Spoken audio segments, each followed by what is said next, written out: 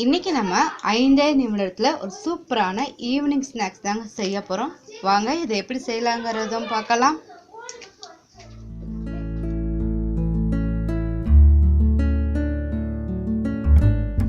இன்னைக்கு நம்ம குழந்தைங்களுக்கு பிடிச்சமான ஒரு ஸ்நாக்ஸ் செய்ய போறோம். இதுக்கு நம்ம ஒரு பொட்டேட்டோ தான் நான் எடுத்துக்கிறேங்க. ஸோ நான் கொஞ்சம் பெரிய சைஸில் ஒரு உருளைக்கிழங்கு எடுத்து இதோட மேல் தோல்லாம் நம்ம எடுத்துடலாம்.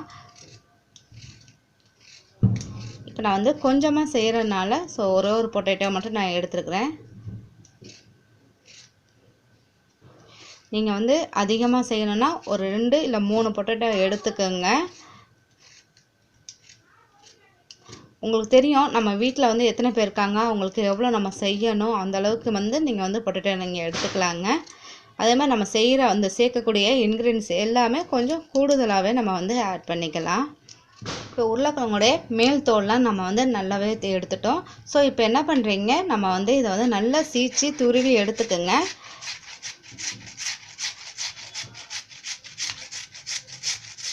பாருங்கள், உருளைக்கிழங்கு எல்லாமே நம்ம நல்லா துருவி எடுத்த பிறகு இது என்ன பண்ணுறீங்க, ஒரு பவுலில் கொஞ்சமாக அதாவது ஒரு பவுலில் பாதி அளவுக்கு தண்ணி எடுத்துக்கோங்க.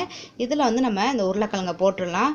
ஸோ ஏன்னா நம்ம முழுசாக அலசதோட இந்த மாதிரி உருளைக்கிழங்கை நல்லா துருவிட்டு அலசினாங்கன்னா உங்களுக்கு அதில் இருக்கக்கூடிய கொஞ்சம் மாவு சத்து ஒரு மாதிரி இருக்கும். ஸோ அதெல்லாம் நமக்கு போயிட்டு நல்லாயிருக்கும். ஸோ அதனால் நம்ம ஒரு தடவை இதை மட்டும் நல்லா அலசி எடுத்துக்கலாம். பாருங்கள், உருளைக்கிழங்கை நான் ஒரு தடவை நல்லா அலசிட்டு திருப்பியும் கொஞ்சம் போல் தண்ணி ஊற்றி வச்சுருக்கிறேன். இது அப்படியே இருக்கட்டும். இப்போ நம்ம ஒரு பவுல் ஒன்று எடுத்துக்கோங்க. இதில் நான் 1/2 கப் அளவு ரவையை ஆட் பண்ணிக்கிறேன். ஒரு 1/4 கப் அளவுக்கு இதில் தயிர் ஆட் பண்ணிக்கோங்க. இப்போ இந்த தயிரையும் இந்த ரவையும் சேர்த்து நல்லா மிக்ஸ் பண்ணிடுங்க. இப்போ இதில் நம்ம தண்ணி எதுவும் ஆட் பண்ணக்கூடாது. இப்போ இதிலேருந்து நான் ஒரு 5 பல் பூண்டு எடுத்துருக்கேங்க. அதை நல்லா பொடியாக கட் பண்ணியிருக்கேன். அதையும் இதில் சேர்த்துக்குங்க.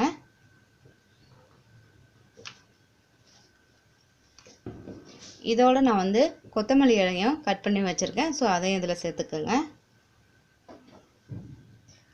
ஒரு 1/2 பச்சை மிளகாய் எடுத்து நல்லா பொடியாக கட் பண்ணிக்கோங்க. அதையும் இதில் போட்டுக்கோங்க.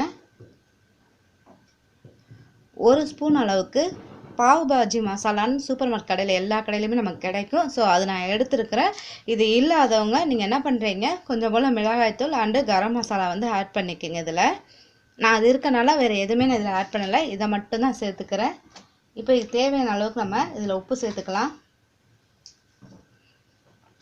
உப்பு சேர்த்துட்டு இது எல்லாமே நல்லா மிக்ஸ் பண்ணிடுங்க.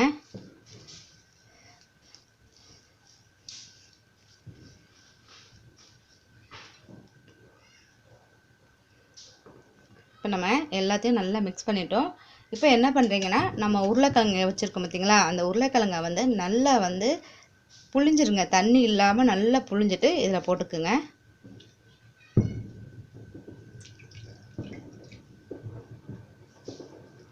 எல்லாத்தையுமே நல்லா வடிகட்டிட்டு கூட நம்ம என்ன பண்ணலாம், நல்லா தண்ணி இல்லாமல் புழிஞ்சிட்டு போட்டுடலாம்.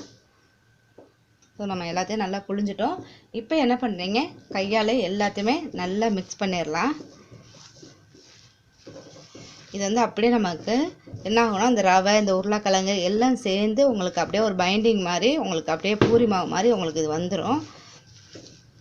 அதாவது கொஞ்சம் நமக்கு பூரி மாவும் கெட்டியாக இல்லாமல் நம்ம கொஞ்சம் அந்த உருண்டை பிடிக்கிற மாதிரி இருக்கணும். ஸோ அந்த அளவுக்கு நமக்கு இருந்தால் கூட போதும். பாருங்கள், நம்ம பிணைய உங்களுக்கு நல்லா தண்ணி விட்டு இந்த மாதிரி வந்துடும் உங்களுக்கு. ஏன்னா நம்ம உருளைக்கிழங்கு நமக்கு கொஞ்சம் தண்ணி விடும்.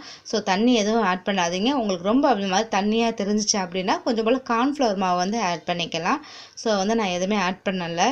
ஸோ இது என்ன பண்ணுறோம், இந்த மாதிரி உங்களுக்கு சின்ன சின்ன பால்ஸாக நமக்கு எடுக்க இப்படி வரணும். ஸோ இந்த அளவுக்கு நமக்கு இருந்துச்சா போதும்.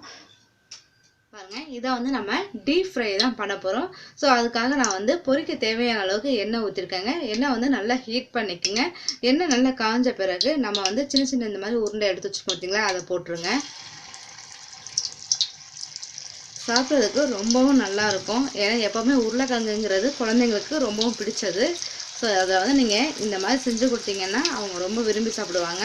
இது சும்மாவே சாப்பிட்றதுக்கு நல்லாயிருக்கும். ஸோ இதுக்கு நீங்கள் எதுவுமே சைடிஷ் வச்சுக்க தேவையில்ல. வேணும்னா நீங்கள் டொமேட்டோ கெச்சப் கூட வச்சு சாப்பிட்டுக்கலாம். போட்ட உடனே திருப்பி விட்றாதீங்க. கொஞ்சம் நேரம் ஆன பிறகு இதை நம்ம வந்து திருப்பி விட்டுறலாம். கொஞ்சம் நமக்கு நல்லா வந்து உங்களுக்கு தெரியும் கிறிஸ்பியாக இருந்தால் தான் கொஞ்சம் நல்லா இருக்கும். ஸோ வந்து கொஞ்சம் கலர் வந்து நல்லா வந்து சேஞ்ச் ஆகும்.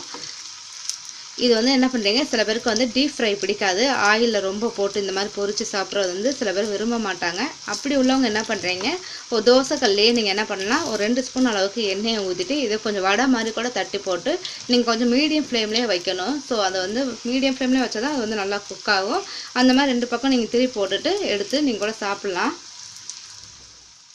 பாருங்கள், இப்போ நமக்கு எல்லா சைடுமே நல்லா வந்து வெந்துருச்சு. உங்களுக்கு வடை எப்படி நம்ம பருப்பு வடை டீப் ஃப்ரை பண்ணுவோமோ அந்த அளவுக்கு நீங்கள் வந்து இதை டீப் ஃப்ரை பண்ணி எடுத்துக்கணும். ஸோ இப்போ நமக்கு எல்லாமே நல்லா குக் ஆயிடுச்சு. இப்போ எண்ணெயை வடிச்சிட்டு நம்ம இதை வந்து ஒரு பிளேட்டில் எடுத்து வச்சிடலாங்க.